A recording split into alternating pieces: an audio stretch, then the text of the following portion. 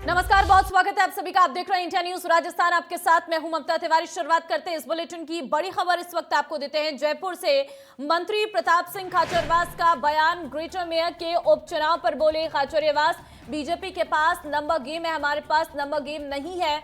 निगम में चुनाव के लिए बीजेपी जिम्मेदार है, खाचरियावास की तरफ से कहा गया। बीजेपी के स्कैंडल हुए, इस वजह से चुनाव हो रहा है। बीजेपी का कोई पार्षद हमारे साथ आता है तो हम उसका सम्मान करेंगे। जिस बीजेपी पार्षद में आत्मसम्मान होगा वो कांग्रेस को वोट करेगा। वो जो उम्मीद है पूरी, हमें बीजेपी के वोट मिलेंगे। तो मंत्री प्रताप सिंह खाचरियावास का ये बड़ा बयान। ग्रेटर मेयर के उपचुनाव पर बोले हैं खाचरियावास, बीजेपी के पास नंबर गेम है, हमारे पास नंबर गेम नहीं है। बीजेपी को कांग्रेस से डर नहीं है, बीजेपी को खुद के कर्मों से डर है। क्योंकि बीजेपी के नेताओं का जो व्यवहार है उससे बीजेपी के पार्षदों में आक्रोश है और उस आक्रोश का फायदा निश्चित रूप से हमें मिलेगा। तो जिस तरह का व्यवहार उन्होंने किया है उसकी नाराजगी बहुत जबरदस्त है और उस नाराजगी का मुझे पक्की उम्मीद है जो बीजेपी का पार्षद हमारे पास चलकर आएगा, कांग्रेस के पंजे पर बटन दबाएगा, निशान लगाएगा, मैं भरोसा देता हूं। मेरी माँ ने मुझे सिखाया कि यदि कोई जिंदगी में एक बार कांटा निकाल दे तो उसका हमेशा एहसान मानना चाहिए। उसका एहसान भी मानेंगे, उसका सम्मान भी करेंगे, उसका काम भी करेंगे। नंबर गेम में तो जीत उनकी हो रही है भाई, संख्या तो उनके पास ज्यादा है, हमारे पास तो संख्या ही नहीं है। आज की परिस्थिति में तो जीते ही पड़े हैं, तो इतने ही जीते पड़े तो उनको बाड़ेबंदी की कहां जरूरत थी। चलिए आगे बढ़ते हैं। जयपुर से आपको खबर देते हैं जहां पर कांग्रेस सेवा दल ने निकाली पदयात्रा। पीसीसी से शहीद तक निकाली गई भारत जोड़ो पदयात्रा। सेवा दल हर मुख्यालय पर निकालेगा पदयात्रा। 15 नवंबर से 25 नवंबर तक निकलेगी ये पदयात्रा। तो फिलहाल कांग्रेस सेवा दल पदयात्रा निकाली है। 15 नवंबर से 25 नवंबर तक ये पदयात्रा निकाली जाएगी। कांग्रेस सेवा दल ने ये पदयात्रा को निकाला है, आप देख सकते हैं तस्वीरें। कांग्रेस सेवा दल ने निकाली पदयात्रा। पीसीसी से शहीद तक पदयात्रा निकाली गई। भारत जोड़ो पदयात्रा निकाली जा रही है क्योंकि सेवा दल हर मुख्यालय पर यह पदयात्रा को निकालेगा। तो आप देख सकते हैं कांग्रेस के सभी कार्यकर्ता इस पदयात्रा में शामिल हुए हैं। कांग्रेस सेवा दल की तरफ से पदयात्रा निकाली गई है जो 15 नवंबर से 25 नवंबर तक निकाली जाएगी। ये पदयात्रा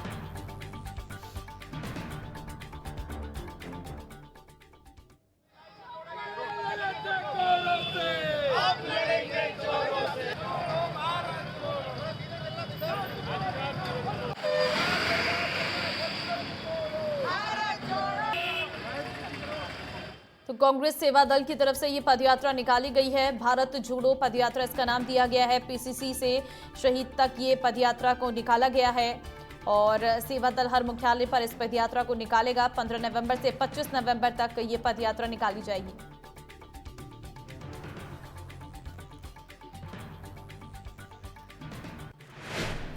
चलिए जयपुर से आपको जानकारी देते हैं। नगर निगम ग्रेटर में मेयर का उपचुनाव। वोटिंग से पहले कांग्रेसी पार्षदों की मॉक पोल। कांग्रेस नेता अर्चना शर्मा भी इसमें मौजूद रही हैं। तो कांग्रेस पार्षदों की मॉक पोल। वोटिंग से पहले कांग्रेसी पार्षदों की मॉक पोल। कांग्रेस नेता अर्चना शर्मा भी इसमें मौजूद रही कांग्रेसी पार्षदों की मॉक पोल में। जयपुर से खबर। नगर निगम ग्रेटर में मेयर का उपचुनाव। वोटिंग से पहले कांग्रेसी पार्षदों की मॉक पोल कराई गई जिसमें आपको बता दें कि तस्वीर भी निकलकर सामने आई है। नगर निगम ग्रेटर में मेयर का उपचुनाव होने वाला है जिसको लेकर जो तैयारियां हैं वो बहुत तेजी के साथ हो रही हैं। मॉक पोल कराया गया कांग्रेसी पार्षदों का जिसमें कांग्रेस नेता अर्चना शर्मा भी मौजूद रही, आपको नजर आ रहा होगा तस्वीरों में। तो फिलहाल ये ग्रेटर नगर निगम ग्रेटर में उपचुनाव की तैयारी है जहां पर आप देख सकते हैं कि दोनों ही पार्टियां अपने तरीके से पूरी रस्साकस्सी चल रही है। बयानबाजियों का दौर तेज होता हुआ नजर आ रहा है और इस बीच ये एक मॉक पोल कराया गया जिसमें कांग्रेसी पार्षद मौजूद रहे। उन सभी का मॉक पोल था। कांग्रेस नेता अर्चना शर्मा भी इस दौरान नजर आई। कांग्रेस पार्षदों को मॉक पोल के जरिए ट्रेनिंग दी गई कि किस तरीके से वोट डाला जाएगा और चलिए आगे बढ़ते हैं। पूर्व सीएम वसुंधरा राजे जयपुर दौरे पर रही। इस दौरान उन्होंने किशनबाग परियोजना का भ्रमण किया। वसुंधरा राजे ने सोशल मीडिया पर तस्वीरें साझा करते हुए लिखा कि राजस्थान के सार को संरक्षित करना हमारी सरकार की हर पहल का एक अभिन्न अंग था। आपको बता दें कि किशनबाग राजस्थान के प्रसिद्ध रेत के टीलों को संरक्षित और प्रस्तुत करने वाला अपनी तरह का पहला डेजर्ट पार्क है। तो किशनबाग परियोजना का भ्रमण करती हुई पूर्व सीएम वसुंधरा राजे नजर आई। किशनबाग परियोजना का भ्रमण करती हुई नजर आए। सोशल मीडिया पर तस्वीर भी उनकी तरफ से शेयर की गई। सार को संरक्षित करना हमारी पहल थी, ये उनकी तरफ से कहा गया। तो पूर्व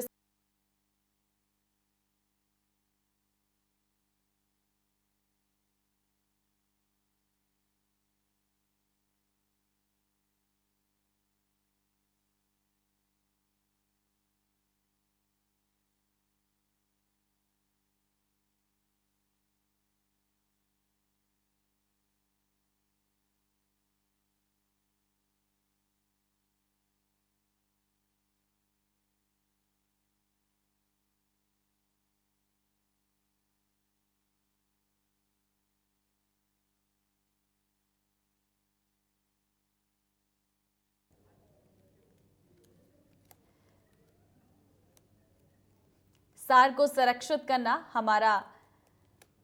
हमारी पहल थी। तो पूर्व सीएम वसुंधरा राजे की ये तस्वीर जिसमें आप देख सकते हैं किस तरीके से किशनबाग का भ्रमण करती हुई नजर आई, जहां पर उनकी तरफ से तस्वीरें भी खींची गई और उन्हें सोशल मीडिया पर भी शेयर किया गया। अपने आप में पूरी तरीके से ये अद्भुत तरीके से सार को संरक्षित किया गया है और जिसका भ्रमण वसुंधरा राजे की तरफ से किया गया। पूर्व सीएम वसुंधरा राजे इसका भ्रमण करती हुई नजर आई और कुछ तस्वीरें भी उनकी तरफ से इस दौरान खिंचाई गई और उन्हें सोशल मीडिया पर डाला गया।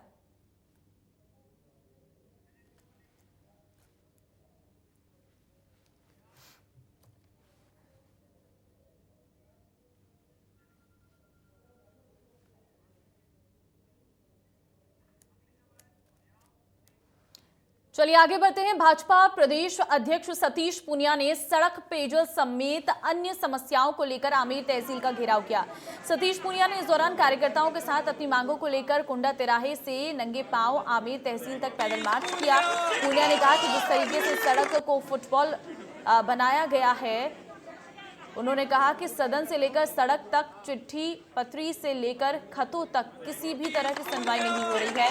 पूनिया ने कहा कि मामले को लेकर मेरी यूडीएच सेक्रेटरी से हुई व्यक्तिगत बात, इसके साथ ही डीएलबी के डायरेक्टर से भी समस्या को दूर करने के लिए बात की गई है, लेकिन अभी तक समस्या का हल नहीं निकाला गया है।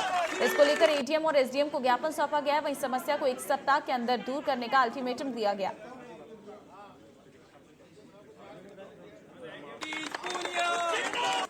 जिस तरीके से इस सड़क को फुटबॉल बनाया गया, सदन से लेके सड़क तक, चिट्ठी पत्री से लेके बातों तक, हमने कहा है क्योंकि मेरी व्यक्तिगत वार्ता यूडीएच के सेक्रेटरी से हुई, डीएलबी के डायरेक्टर से हुई, जेडीए से हुई, निगम से हुई, कलेक्टर से हुई। इतने होने के बाद भी समाधान नहीं होना, ये सवाल खड़े करता है। इसलिए हमने कहा है आपको जिस एजेंसी से जो बात करनी है, जैसे करना है, हमें तो इसका समाधान चाहिए और इसलिए अभी 1 हफ्ते के लिए कहा कि हम इसको अपने संबंधित अधिकारियों से बात करेंगे। 1 हफ्ते तक यदि निराकरण नहीं होता तो हम फिर आगे इसका आंदोलन करेंगे। सड़क पेयजल समस्या को लेकर ज्ञापन दिया गया। एडीएम और एसडीएम को ज्ञापन सौंपा गया। आपको जानकारी दे दें कि सतीश पूनिया का ये पैदल मार्च देखने को मिला। आमेर तहसील तक ये पैदल मार्च सतीश पूनिया की तरफ से निकाला गया और जिसमें उनकी तरफ से सड़क को लेकर ज्ञापन दिया गया।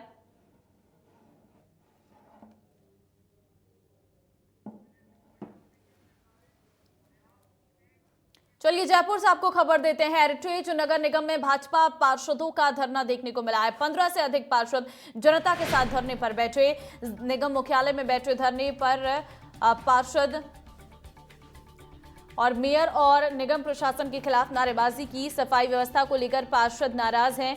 टूटी सड़कों को ठीक करने की मांग उठा रही हैं। पार्षद कुसुम यादव के नेतृत्व में ये धरना हो रहा है।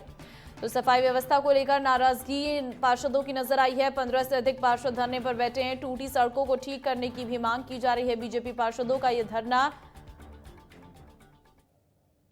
हेरिटेज नगर निगम में भाजपा पार्षदों का यह धरना देखने को मिला है। 15 से अधिक पार्षद धरने पर बैठे हैं।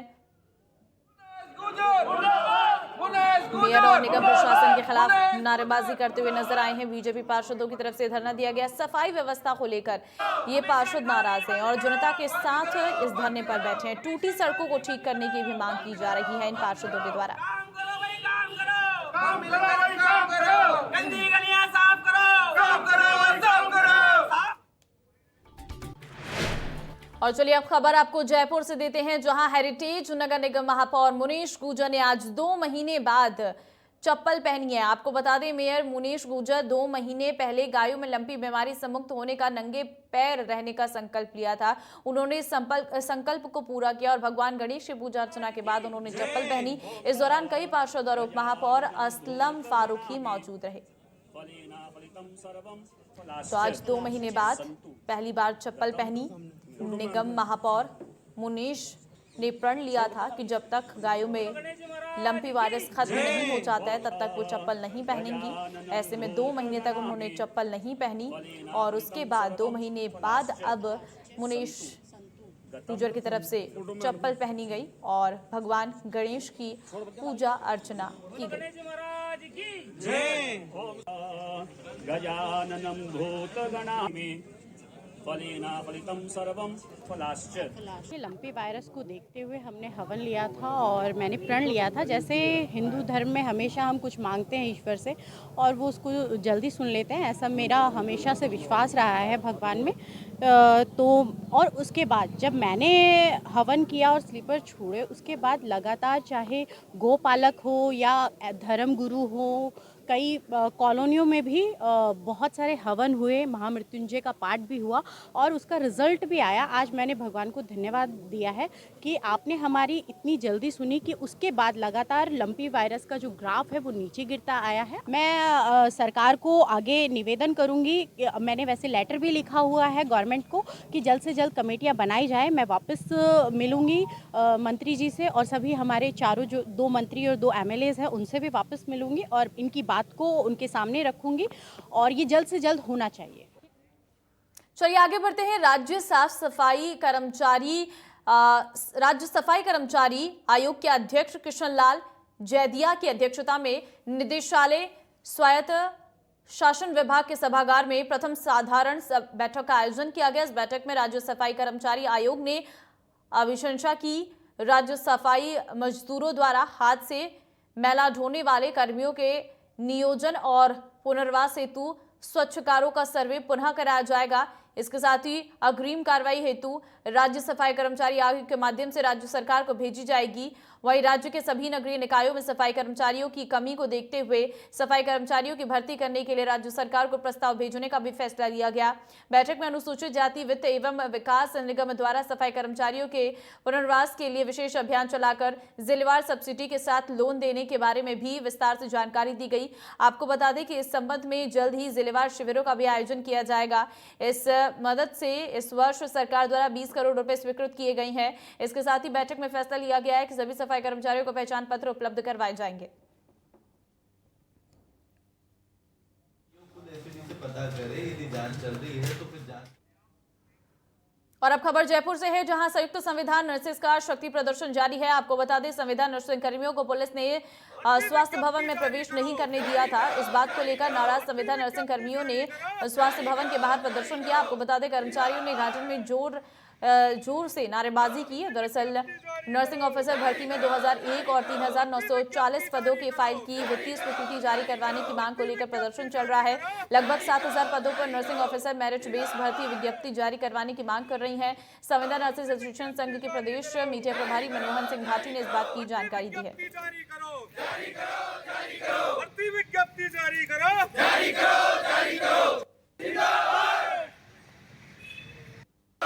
विज्ञप्ति जारी करो। भर्ती विज्ञप्ति जारी करो। चलिए आगे बढ़ते हैं। खबर जयपुर से है, जहां एएनएम भर्ती 2018 के मामले को लेकर महिला स्वास्थ्य कार्यकर्ताओं का प्रदर्शन लगातार चल रहा है। आपको बता दें कि सैकड़ों महिला स्वास्थ्य कार्यकर्ताओं ने मंत्री प्रसादी लाल मीणा के आवास के बाहर विरोध किया है। दरअसल कोर्ट के आदेश के बाद भी महिला स्वास्थ्य कार्यकर्ताओं को नियुक्ति नहीं मिल रही है। इससे पहले भी कार्यकर्ताओं ने पहल भी धरना प्रदर्शन करते हुए मांग उठाई थी। हालांकि आश्वासन मिलने के बाद धरना खत्म कराया गया था, लेकिन 10 महीने का समय बीत जाने के बाद भी कोई भी संतुष्ट जवाब नहीं मिल रहा है।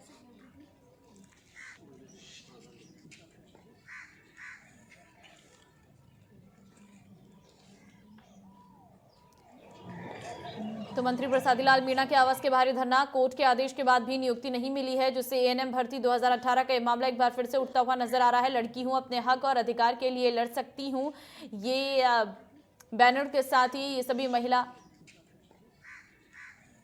कर्मी यहां पर विरोध करती हुई नजर आ रही। 2018 एएनएम भर्ती मामले को लेकर यह प्रदर्शन किया जा रहा। एआईएमआईएम चीफ असदुद्दीन ओवैसी ने राजस्थान में अल्पसंख्यकों को दिए जा रहे बजट को लेकर सवाल खड़े किए थे। इसके बाद ओवैसी के बयान पर पलटवार करते हुए मुस्लिम वक्फ बोर्ड चेयरमैन खानू खान बुधवाली ने उनके सवाल का जवाब दिया था। बुधवाली ने कहा है कि ओवैसी पहले खुद के गिरेबान में झांक कर देखें कि वो मुसलमानों के लिए कितने काम कर रही हैं। इसके बाद राजस्थान सरकार की तरफ से अल्पसंख्यकों को लेकर दिए गए बजट का भी आकलन किया गया और उन्होंने कहा कि प्रदेश की गहलोत सरकार अल्पसंख्यकों के लिए बहुत अच्छा काम कर रही है। उन्होंने कहा है कि ओवैसी जी में अगर हिम्मत है तो तेलंगाना की सभी सीटों पर वो चुनाव लड़कर बताएं, केवल 2 से 3 जगहों पर हो रहे उम्मीदवारों को मैदान में क्यों उतारते हैं।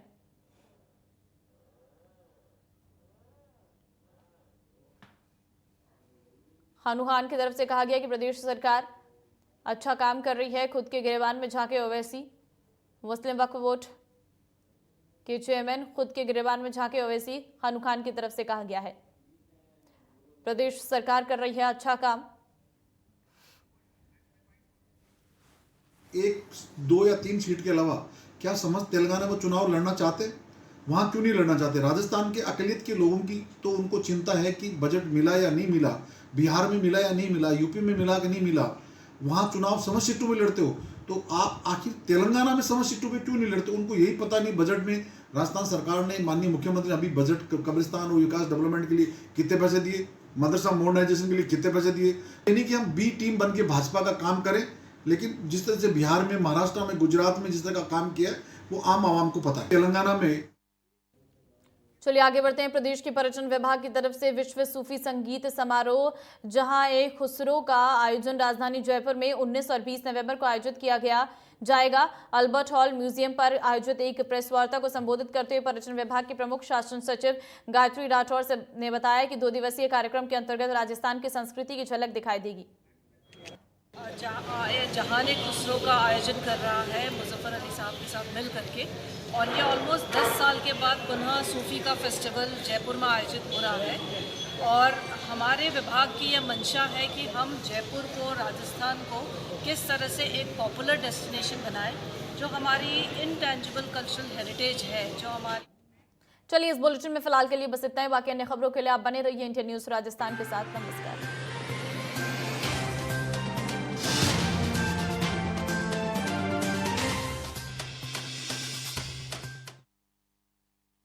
योजना है, चाहे बच्चों के लिए पालनहार योजना हो, चाहे कोरोना के समय आपको पता है 1 लाख तुरंत और 2,500 रुपए महीना बच्चों के लिए जो राजस्थान की सरकार ने